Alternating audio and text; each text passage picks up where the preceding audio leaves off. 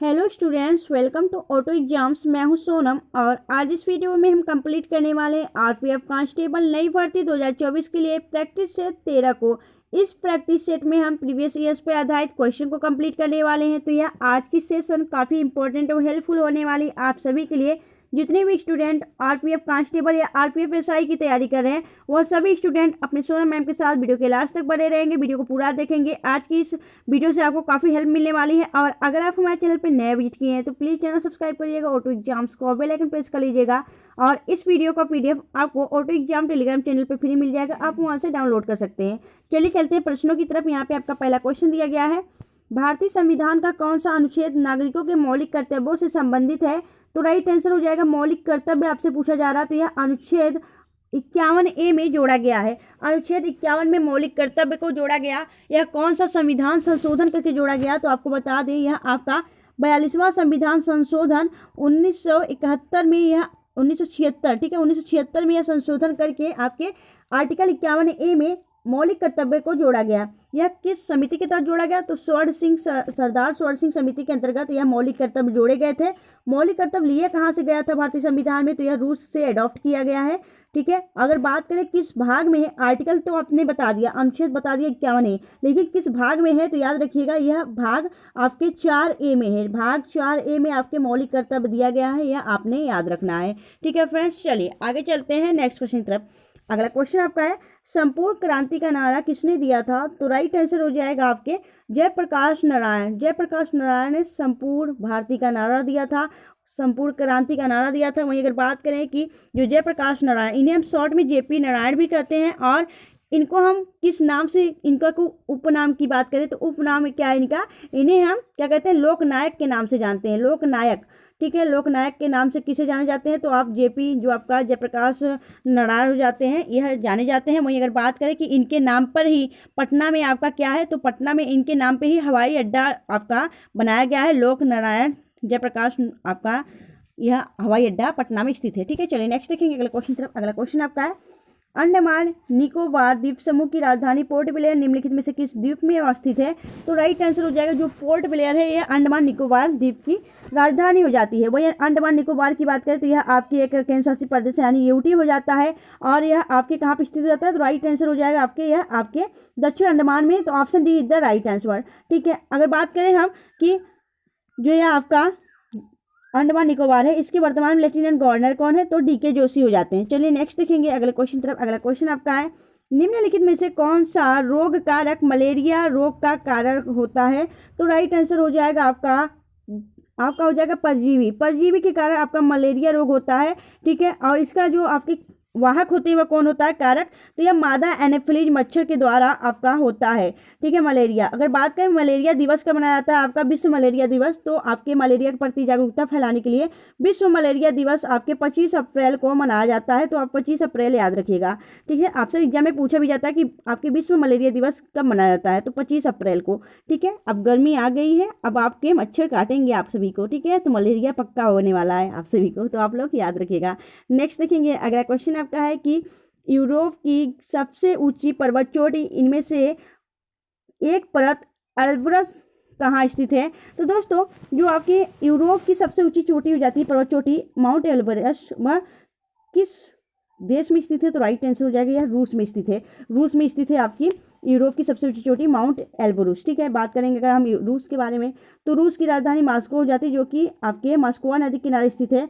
और रूस की जो मुद्रा है वह रूबल हो जाती है। वर्तमान में यहाँ के राष्ट्रपति हैं व्लादिमीर पुतिन, ठीक है। चलिए नेक्स्ट देखेंगे। वहीं अगर बात करें कि एशिया और यूरोप, ठीक है, एशिया और यूरोप के बीच में कौन सीमा बनाता है? तो इसके बीच में कौन सा पर्वत स्थित है? याद रखिएगा यूराल पर्वत। यूराल पर्वत आपके एशिया और यूरोप के मध्य स्थित है। नेक्स्ट देखेंगे अगले क्वेश्चन तरफ। अगला क्वेश्चन आपका है, फ्लेमिंगो उत्सव डैश राज्य में मनाया जाता है? तो जो फ्लेमिंगो उत्सव है वह किस राज्य में मनाया जाता है? तो राइट आंसर हो जाएगा यह आंध्र प्रदेश में मनाया जाता है। Andhra Pradesh is the right answer, option C, ठीक है। वहीं अगर बात करें कि आंध्र प्रदेश में स्थित जो नेशनल पार्क है वह कौन कौन से हो जाता है? तो आंध्र प्रदेश में आपका national park, important national park की बात करें तो आपका पापीकोंडा नेशनल पार्क यहीं पर स्थित है। और श्री वेंकटेश्वर राष्ट्रीय उद्यान यहीं पर स्थित है। राजीव गांधी राष्ट्रीय उद्यान भी यहीं पर स्थित है। 3 राष्ट्रीय उद्यान आपको बता दें इंपॉर्टेंट हो जाते हैं आंध्र प्रदेश के बारे में। आंध्र प्रदेश के वर्तमान में सीएम की बात करें तो जगमोहन रेड्डी हो जाते हैं, और अगर गवर्नर की बात करें तो यस अब्दुल नाजिर हो जाते हैं। और आपको एक बात और बतानी है, आंध्र प्रदेश आपका भारत का पहला ऐसा राज्य है जिसे आपके भाषाई आधार पर बनाया गया था। कब बनाया गया था? तो 1 अक्टूबर 1953 में इसे भाषा के आधार पर गठित होने वाला यह प्रथम राज्य है, इसे आप याद रखिएगा। नेक्स्ट देखेंगे अगले क्वेश्चन तरफ। अगला क्वेश्चन आपका है, गांधी इरविन समझौता 5 मार्च 1931 किससे संबंधित है? तो राइट आंसर हो जाएगा सविनय अवज्ञा आंदोलन से। Option B is the right answer. सविनय अवज्ञा आंदोलन के जो आपकी नेतृत्व किए थे वह कौन किए थे? तो गांधी जी ने किया था, याद रखिएगा। नेक्स्ट देखेंगे अगला क्वेश्चन आपका है कि निम्नलिखित में से प्रसिद्ध पुस्तक हिंदुत्व को किसके द्वारा लिखा गया है? तो हिंदुत्व जो पुस्तक है उसको किसके द्वारा लिखा गया? तो वी.डी. सावरकर के द्वारा लिखा गया। वी.डी. सावरकर आपका राइट आंसर हो जाएगा। विनायक दामोदर सावरकर याद हो जाता है इनका पूरा नाम, ठीक है। इनके द्वारा यह लिखा गया हिंदुत्व को। नेक्स्ट देखेंगे अगला क्वेश्चन आपका है कि निम्नलिखित में से ईरानी कप का संबंध किस खेल से है? तो राइट आंसर हो जाएगा ईरानी कप आपकी क्रिकेट से संबंधित हो जाती है। ईरानी खेल के अलावा ईरानी जो आपका कप है इसके अलावा और भी कई कप हैं आपके क्रिकेट से संबंधित। तो हम आपको बताएं जैसे कि दिलीप ट्रॉफी हो जाती है, और एशिया कप हो जाता है, रणजी ट्रॉफी हो जाती है, विजय हजारे ट्रॉफी हो जाती है, और देवधर ट्रॉफी हो जाती है, सीके नायडू ट्रॉफी हो जाती है। सभी आपके क्रिकेट से संबंधित हो जाते हैं, इंपॉर्टेंट ट्रॉफियां हैं, याद रखिएगा, ठीक है। चलिए नेक्स्ट देखेंगे अगले क्वेश्चन तरफ। अगला क्वेश्चन आपका है कि 1991 की नरसिम्हन समिति किससे संबंधित थी? तो राइट आंसर हो जाएगा यह वित्तीय क्षेत्र सुधार से संबंधित थी नरसिम्हन समिति, जो कि 1991 में शुरू की गई थी, ठीक है। 1991 आपका राइट आंसर हो जाएगा ऑप्शन डी, ठीक है। तो दोस्तों अगर आपको वीडियो अच्छी लग रही है, हेल्पफुल लग रही है, तो प्लीज़ वीडियो को लाइक और चैनल सब्सक्राइब जरूर करिएगा। और इस वीडियो में हम टोटल कितने क्वेश्चन करने वाले हैं? तो जीके जीएस के संबंधित आपके 50 क्वेश्चन कवर करने वाले हैं। तो आप सब वीडियो के लास्ट तक बने रहिएगा, वीडियो को पूरा देखिएगा। चलिए नेक्स्ट देखेंगे अगला क्वेश्चन तरफ। अगला क्वेश्चन आपका है, अर्थशास्त्र का नोबेल पुरस्कार किस वर्ष में स्थापित किया गया? तो राइट आंसर हो जाएगा यह आपके 1968 में अर्थशास्त्र का नोबेल पुरस्कार स्थापित किया गया था। आपको बता दें दोस्तों, नोबेल पुरस्कार तो आपके 1901 से ही दिया जा रहा है, ठीक है। ये 1901 से ही आपका नोबेल पुरस्कार दिया जा रहा है 5 क्षेत्रों में, लेकिन आपका जो अर्थशास्त्र का नोबेल पुरस्कार है वह आपके 1968 से शुरू किया गया। तो टोटल आपके 6 क्षेत्रों में आपका दिया जाता है नोबेल पुरस्कार, ठीक है। और अगर बात करें हम कि जो आपका शांति का नोबेल पुरस्कार होता है वह कहाँ दिया जाता है? शांति वाला दिया जाता है आपके नॉर्वे की राजधानी जो आपकी है ओस्लो में, ठीक है। जो आपकी शांति वाला नोबेल पुरस्कार है वह नॉर्वे के ओस्लो में दिया जाता है, और बाकी सभी जो आपके नोबेल पुरस्कार है वह आपके स्वीडन के स्टॉकहोम में दिए जाते हैं, ठीक है। चलिए नेक्स्ट देखेंगे अगला क्वेश्चन तरफ। अगला क्वेश्चन आपका है, सियाचिन ग्लेशियर को लेकर किन देशों के मध्य विवाद है? तो याद रखिएगा भारत और आपके पाकिस्तान, भारत और पाकिस्तान के बीच ये युद्ध है आपका, मध्य युद्ध हो जाता है आपके सियाचिन ग्लेशियर को लेकर। वहीं अगर बात करें भारत और पाकिस्तान के बीच ये आपका सियाचिन ग्लेशियर हो जाता है। सियाचिन ग्लेशियर से ही आपकी नुब्रा नदी निकलती है, और यह जो आपका ग्लेशियर है यह विश्व का सबसे ऊंचा युद्ध क्षेत्र हो जाता है, ठीक है। चलिए नेक्स्ट देखेंगे अगले क्वेश्चन तरफ। अगला क्वेश्चन आपका है, अष्टमुड़ी आर्द्रभूमि झील डैश में स्थित है? तो यह आपके केरल राज्य में स्थित हो जाती है आपके अष्टमुड़ी झील। अगर बात करें हम केरल के बारे में, तो केरल में ही आपका वेबनाड झील भी स्थित है। वेबनाड झील की बात करें तो वेबनाड झील यह आपके केरल में स्थित है, और यहीं में आपकी नेहरू ट्रॉफी नौका दौड़ आयोजित की जाती है आपके। तो यह काफ़ी इंपॉर्टेंट हो जाती है वेबनाड झील, ठीक है, केरल में। केरल की नेशनल पार्क के बारे में बात करें तो केरल में काफ़ी इंपॉर्टेंट नेशनल पार्क है, जैसे Pambadum national park, Eravikulam national park, silent valley national park, और आपका मिथिकेटन नेशनल पार्क, और आपका क्या होता है अन्नामुराई सोला नेशनल पार्क। ये सभी आपके कहाँ पे स्थित हो जाते हैं? केरल राज्य में। इंपॉर्टेंट है, याद रखिएगा। नेक्स्ट देखेंगे अगला क्वेश्चन आपका है, निम्नलिखित में से कौन सा युग में पहाड़ी दलों के संदर्भ में, दलों नहीं है दर्रा होगा, पहाड़ी दर्रों के संदर्भ में सही है? तो पहाड़ी दर्रा की बात करें तो इनमें से आपका सही तो कौन सा लग रहा है? आपका ऑप्शन बी आपका राइट आंसर हो जाएगा। लिपू लेख आपके उत्तराखंड में, उत्तराखंड की जो आपकी दर्रे हैं बात करेंगे तो आपका लिपू लेख दर्रा और थागा दर्रा, माना दर्रा, थागा माना, लिटी लिपुलेख, ये जो दर्रे हैं आपके उत्तराखंड में स्थित हैं। नाथुला दर्रा की बात करें तो यह आपके सिक्किम में स्थित है। कहाँ स्थित है? तो यह आपके सिक्किम राज्य में स्थित है नाथुला दर्रा। तो यहाँ पे आपका यह गलत हो जाता है। बोमडीला आपके अरुणाचल प्रदेश में स्थित है। रोहतांग दर्रा आपके हिमाचल प्रदेश में स्थित है। तो इनमें से आपसे पूछा था कौन सा सही है, तो आपका सही तो ऑप्शन बी वाला था, ठीक है, लिपुलेख दर्रा उत्तराखंड, बाकी सभी गलत है। नेक्स्ट देखेंगे अगले क्वेश्चन तरफ। अगला क्वेश्चन आपका है, इटली की मुद्रा निम्न में से क्या है? तो इटली की मुद्रा हो जाती है आपकी यूरो। और इटली की बात करें, इटली की राजधानी की बात करें तो रोम इसकी राजधानी हो जाती है, मुद्रा यूरो हो जाती है, इटली की प्राइम मिनिस्टर हो जाती है जॉर्जिया मेलोनी, याद रखिएगा, अभी काफ़ी चर्चा में चल रही थी जॉर्जिया मेलोनी, ठीक है, याद रखिएगा। चलिए नेक्स्ट देखेंगे अगले क्वेश्चन तरफ। अगला क्वेश्चन आपका है कि निम्नलिखित भारतीय नियोजन के वास्तुकार के रूप में किसे जाना जाता है? तो राइट आंसर हो जाएगा पीसी महालनोबिस। पीसी महालनोबिस को भारतीय नियोजन के वास्तुकार के रूप में जाना जाता है। और पीसी महालनोबिस के बारे में बात करें तो काफ़ी इंपॉर्टेंट बातें हो जाती हैं इनके बारे में। यह इनको हम बात करें, ठीक है, पीसी महालनोबिस के बारे में बात करें तो पीसी महालनोबिस जो है यह आपके भारत में आधुनिक सांख्यिकी के जनक माने जाते हैं, ठीक है। और प्रतिवर्ष सांख्यिकी दिवस का मनाया जाता है, तो जो आपका राष्ट्रीय सांख्यिकी दिवस मनाया जाता है यह 29 जून को मनाया जाता है, राष्ट्रीय सांख्यिकी दिवस। और यह पहली बार कब मनाया गया था? तो पहली बार आपके 2007 में आयोजित किया गया था, ठीक है, याद रखिएगा। नेक्स्ट देखेंगे अगला क्वेश्चन तरफ। अगला क्वेश्चन आपका है कि घूमर प्रसिद्ध लोक नृत्य है, तो प्रसिद्ध लोक नृत्य कहाँ का है? तो घूमर की बात करें तो यह आपके राजस्थान का हो जाता है। यहीं पे आपका कालबेलिया भी गाया जाता है। कालबेलिया की बात करें, अब घूमर जो आपका प्रसिद्ध लोक नृत्य है या किस जनजाति द्वारा किया जाता है? तो भील जनजाति, याद रखिएगा, भील जनजाति के द्वारा आपका घूमर नृत्य किया जाता है राजस्थान में। और कालबेलिया समुदाय के द्वारा कालबेलिया नृत्य किया जाता है। कालबेलिया को 2010 में यूनेस्को की विश्व धरोहर सूची में भी शामिल किया गया है। ये सारी बातें आपको याद रखनी है। चलिए नेक्स्ट देखेंगे अगले क्वेश्चन तरफ। अगला क्वेश्चन आपका है कि संयुक्त राज्य अमेरिका और यूरोप के बाहर ओलंपिक खेल पहली बार किस स्थान पर हुआ? तो राइट आंसर हो जाएगा मेलबर्न। मेलबर्न जो है यह ऑस्ट्रेलिया का दूसरा सबसे बड़ा शहर हो जाता है। नेक्स्ट देखेंगे अगले क्वेश्चन तरफ। अगला क्वेश्चन आपका है कि भारत की जनगणना कितने वर्षों के अंतराल पर की जाती है? तो राइट आंसर हो जाएगा आपके 10 वर्षों के अंतराल पर की जाती है। वहीं अगर बात करें कि जो आपका नियमित जनगणना है इसको कब शुरुआत किया गया था? तो 1872 में ना, ठीक है, हाँ 1872 में आपके लॉर्ड मेयो के द्वारा शुरू किया गया था, याद रखिएगा। और यह प्रतिवर्ष आपके 10 वर्षों में आयोजित किया जाता है। वहीं अगर बात करें कि भारतीय जनगणना के रूप में किसे जाना जाता है, तो भारतीय जनगणना के रूप में हेनरी वाल्टर को जाना जाता है। चलिए आगे देखेंगे नेक्स्ट क्वेश्चन तरफ। अगला क्वेश्चन आपका है कि कपास का सबसे बड़ा उत्पादक देश कौन सा है? तो राइट आंसर हो जाएगा चीन। चीन आपके कपास में सबसे बड़ा उत्पादक देश हो जाता है। वहीं अगर बात करें आपके, यह आपके जो होता है फल और साथ ही आपके कोयला, इन सभी मामलों में आपके टॉप पे आपका उत्पादक देश हो जाता है चाइना, ठीक है। वहीं अगर बात करें कि भारत में सबसे बड़ा उत्पादक जो राज्य है आपका कपास का, वह गुजरात हो जाता है, ठीक है। नेक्स्ट देखेंगे अगले क्वेश्चन तरफ। अगला क्वेश्चन आपका है कि निम्नलिखित में से कौन सा वन्यजीव अभ्यारण्य मध्य प्रदेश में स्थित है? तो राइट आंसर हो जाएगा बोरी वन्यजीव अभ्यारण्य आपके मध्य प्रदेश में स्थित है, या आपके असम में स्थित है, ठीक है, जो आपका मानस वाला है। बांदीपुर आपके कर्नाटक राज्य में स्थित है, और आपका जो इंद्रावती है यह छत्तीसगढ़ में स्थित है, ठीक है। चलिए नेक्स्ट देखेंगे अगले क्वेश्चन तरफ।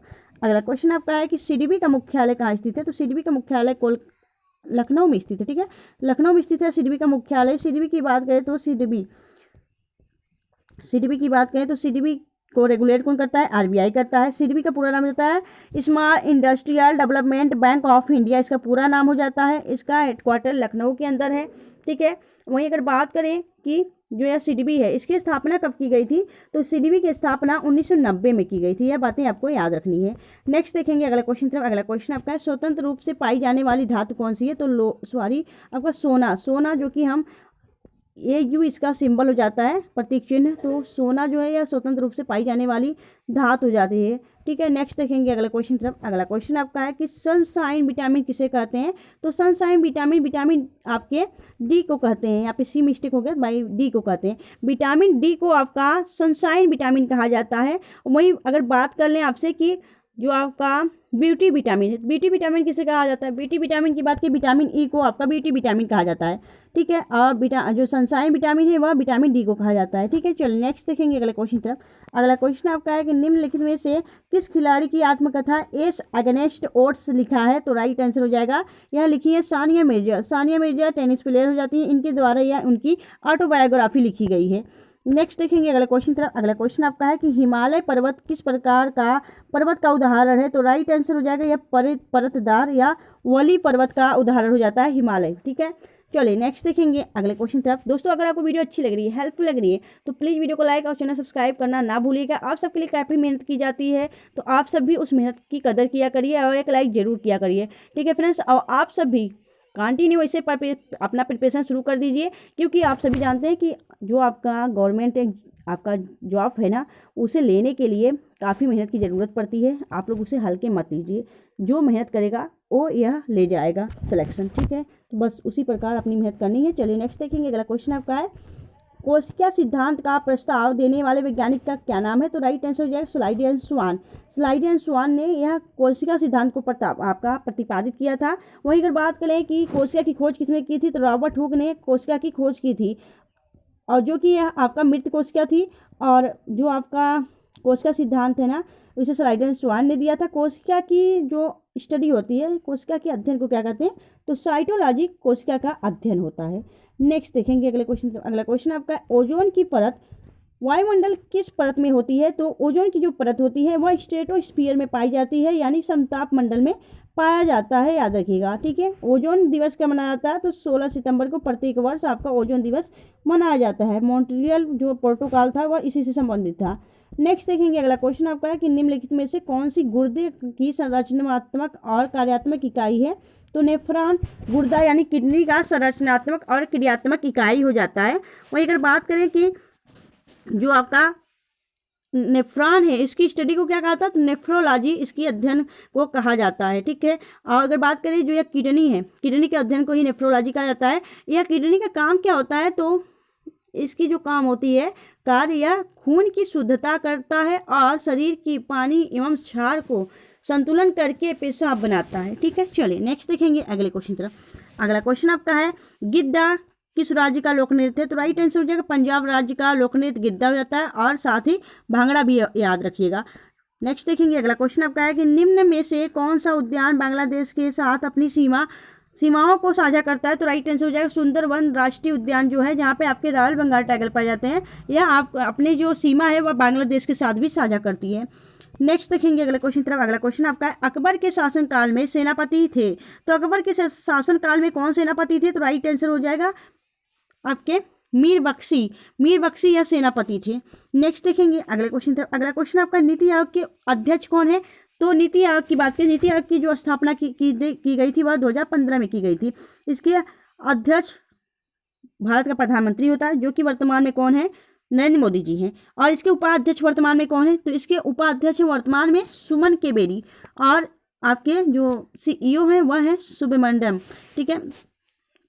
जो आपके CEO हैं इसके कौन है? तो BVR सुब्रमण्यम हो जाते हैं, ठीक है। और आपसे कई बार एग्जाम में पूछा है कि नीति आयोग के पहले उपाध्यक्ष कौन थे? तो अरविंद पंगड़िया नीति आयोग के पहले उपाध्यक्ष थे, ठीक है।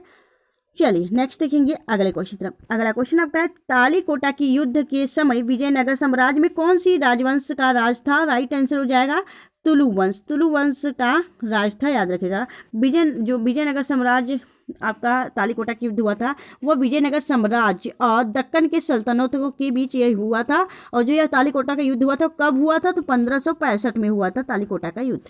नेक्स्ट देखेंगे अगला क्वेश्चन तरफ। पोलो या चौगान खेलते समय निम्नलिखित में से किस सुल्तान की मृत्यु हुई थी? तो राइट आंसर हो जाएगा, यह मृत्यु हुई थी कुतुबुद्दीन ऐबक की।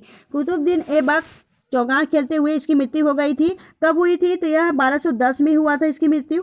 और अगर बात करें जो कुतुबुद्दीन ऐबक है, यह आपके मोहम्मद गौरी का गुलाम था, ठीक है। और इसने किसकी स्थापना की थी? इसने आपके जो होता है ना गुलाम वंश की स्थापना की थी, जिसे हम मामलुक वंश के भी नाम से जानते हैं। और अगर बात करें कुतुबुद्दीन ऐबक की, तो इसने लाख बख्श की उपाधि धारण की थी, ठीक है, याद रखिएगा। अपोलो या चौगान खेलते समय इसकी मृत्यु हो गई थी, याद रखिएगा। अगर बात करें हम कुतुबुद्दीन ऐबक, तो कुतुबुद्दीन ऐबक मोहम्मद गौरी का गुलाम था। और कुतुबुद्दीन ऐबक का गुलाम कौन था?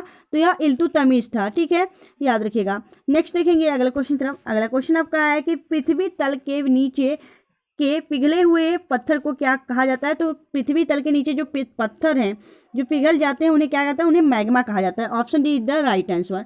नेक्स्ट देखेंगे अगले क्वेश्चन तरफ। अगला क्वेश्चन आपका है कि विश्व का सबसे बड़ा द्वीप समूह कौन सा है? तो ग्रीनलैंड भारत का सबसे बड़ा द्वीप समूह हो जाता है। ग्रीनलैंड की बात करें तो ग्रीनलैंड किसके अधिकार क्षेत्र में आता है? या डेनमार्क के अधिकार क्षेत्र में आता है। डेनमार्क की राजधानी कोपेनहेगन और इसकी मुद्रा डेनिश क्रोन।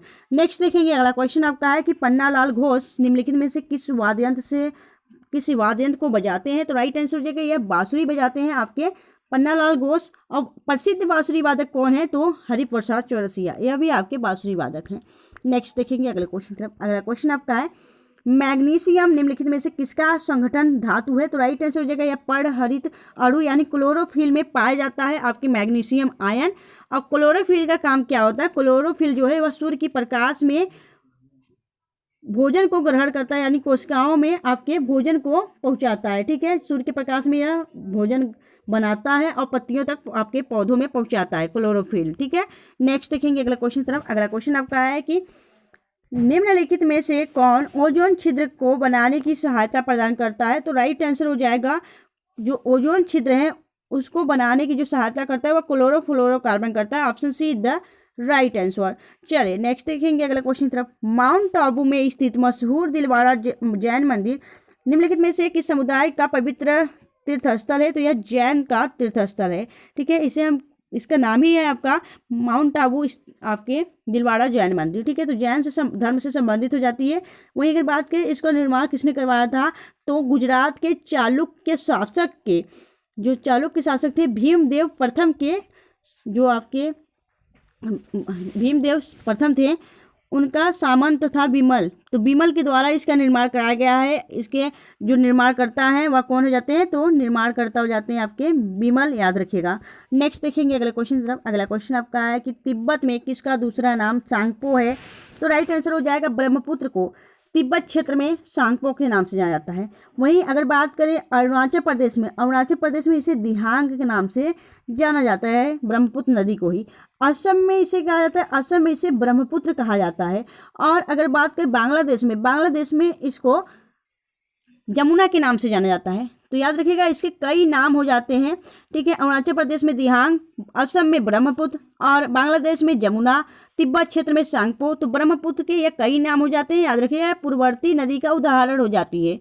नेक्स्ट देखेंगे अगले क्वेश्चन तरफ। अगला क्वेश्चन आपका है कि सिंधु घाटी की सभ्यता के लोग किसकी पूजा करते थे? तो ये पशुपतिनाथ की पूजा करते थे। Option be the right answer. Next देखें दूर से चमकते पिंड के तापमान को किस यंत्र से निर्धारित करते हैं? तो राइट आंसर हो जाएगा आपके पायरोमीटर से निर्धारित करते हैं। Pyrometer is the right answer. आगे देखेंगे नेक्स्ट क्वेश्चन आपका है कि निम्नलिखित में से कौन सा राज्य भारत का प्रथम कार्बन मुक्त राज्य बन गया है? तो राइट आंसर हो जाएगा आपका हिमाचल प्रदेश। हिमाचल प्रदेश भारत का प्रथम कार्बन मुक्त राज्य बन चुका है। मध्य आपके Himachal Pradesh is the right answer. Himachal Pradesh की बात की तो हिमाचल प्रदेश के वर्तमान में जो मुख्यमंत्री हैं वो हो जाते हैं सुखविंदर सिंह सुक्खू और गवर्नर हो जाते हैं शिव प्रताप शुक्ला। नेक्स्ट देखेंगे अगला क्वेश्चन तरफ। अगला क्वेश्चन आपका सीके नायडू कप निम्नलिखित में से किस खेल से संबंधित है? तो यह आपके क्रिकेट से संबंधित हो जाती है। वहीं अगर बात करें गोल्फ से तो वाकर कप आपका गोल्फ से संबंधित हो जाता है। और यह जो आपका हॉकी है आपका अजलान शाह कप और बॉम्बे ट्रॉफी यह आपके हॉकी से संबंधित हो जाती है। वहीं अगर बात करें हम जो आपका सिक्की नायडू है वो क्रिकेट से। नेक्स्ट देखेंगे अगला क्वेश्चन तरफ। अगला क्वेश्चन आपका है भारत में एकमात्र सक्रिय ज्वालामुखी बैरन आइसलैंड कहाँ स्थित है? तो यह अंडमान द्वीप में स्थित है। ठीक है, अंडमान द्वीप में स्थित है आपका यह सक्रिय ज्वालामुखी बैरन आइलैंड। ठीक है, याद रखिएगा option A is the right answer. अगर बात करें कि अंडमान निकोबार में स्थित जो आपका नेशनल पार्क था माउंट मणिपुर नेशनल पार्क, अब उसका नाम बदल के माउंट हैरियट नेशनल पार्क था, उसका नाम बदल के माउंट मणिपुर कर दिया गया। ठीक है, याद रखिए नेशनल पार्क। और साउथ बटन नेशनल पार्क भी आपके अंडमान निकोबार में स्थित है जो कि भारत का सबसे छोटा नेशनल पार्क है। नेक्स्ट देखेंगे अगला क्वेश्चन आपका है कि मस्तिष्क ज्वर नामक रोग निम्नलिखित में से किसके कारण होता है? तो यह वायरस के कारण होता है। Option C is the right answer. Next है आपका कि मैंग्रोव पेड़ हैं जिनमें होता है, तो जिनमें क्या होता है? जो मैंग्रोव पेड़ होते हैं उनमें क्या होता है? तो राइट आंसर हो जाएगा आपका इसमें श्वसन करने वाली जड़ें होती हैं। तो आपका option D is the right answer. Next देखेंगे अगला क्वेश्चन आपका है रिफ्ट घाटी में भारत की कौन सी नदी बहती है? तो राइट आंसर हो जाएगी ताप्ती। ताप्ती के अलावा कौन सी नदी बहती है? तो ताप्ती के अलावा की बात करें ताप्ती, माही, नर्मदा, यह सभी नदियाँ रिफ्ट घाटी से बहने वाली नदियाँ हो जाती हैं, यानी कि दरार घाटी से बहने वाली नदियाँ हो जाती हैं। तो राइट आंसर हो जाएगा ऑप्शन बी। इन सभी नदियों को नाम आप याद रखिएगा। आपसे पूछा था कि भारत में रिफ्ट घाटी से यानी रिफ्ट वैली से बहने वाली नदियां कौन सी हो जाती है, तो माही, नर्मदा, तापी या रिफ्ट वाली नदियां हो जाती हैं। याद रखिएगा, आपको सारी बातें याद रखनी है। हमने टोटल जीके जीएस के आरपीएफ के लिए यहाँ पे 50 क्वेश्चन कंप्लीट कर लिए। तो आपको ये वीडियो कैसी लगी आप हमें कमेंट सेक्शन में जरूर बताइएगा। अगर आपको वीडियो अच्छी लगी हो, हेल्पफुल लगी हो, तो प्लीज वीडियो को लाइक, चैनल को सब्सक्राइब जरूर करिएगा और इस वीडियो को ग्रुप में शेयर कर दिया करिए। फ्रेंड्स, मिलेंगे आपसे नेक्स्ट वीडियो में, तब तक के लिए bye bye and thanks for watching, keep smiling.